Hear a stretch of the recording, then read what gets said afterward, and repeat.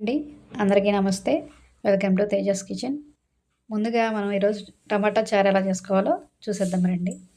ముందుగా ఒక ఉల్లిపాయ, ఒక టమాటా, ఒక పచ్చిమిరపకాయ కోసుకొని పక్కన పెట్టుకోండి. తర్వాత ఒక బౌల్ తీసుకొని దాంట్లోకి వాటర్ పోసుకొని మంచినీళ్ళు, దాంట్లోకి ఉల్లిపాయలు, పచ్చిమిరపకాయలు, ఒక టమాటా కోసుకున్నాక అది కూడా వేసేసుకొని మిగతా 2 టమాటాలు హోల్ పెట్టి బాగా పిండుకొని దాంట్లో రసం అంతా పిండుకొని దాంట్లోకి పసుపు, కారం, కరివేపాకు, కొత్తిమీర వేసేసుకొని మరగబెట్టండి. మరగబెట్టేసేసాక దాంట్లోకి మనం కల్లుప్పు కానీ, సాల్ట్ కానీ ఏదో ఒకటి వేసుకోవచ్చు. వేసుకొని తగినంత వేసుకోండి. తర్వాత దాంట్లో గరం మసాలా, జీలకర్ర పొడి, ధనియాల పొడి ఇవన్నీ కూడా వేసుకొని బాగా మరగబెట్టండి.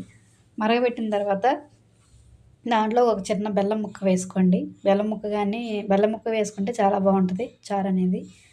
తర్వాత మనకి అయిపోయినాక ఉప్పు కానీ, పులుపు కానీ చూసుకొని ఒకసారి మళ్ళీ చాలకపోతే మళ్ళీ వేసుకోండి.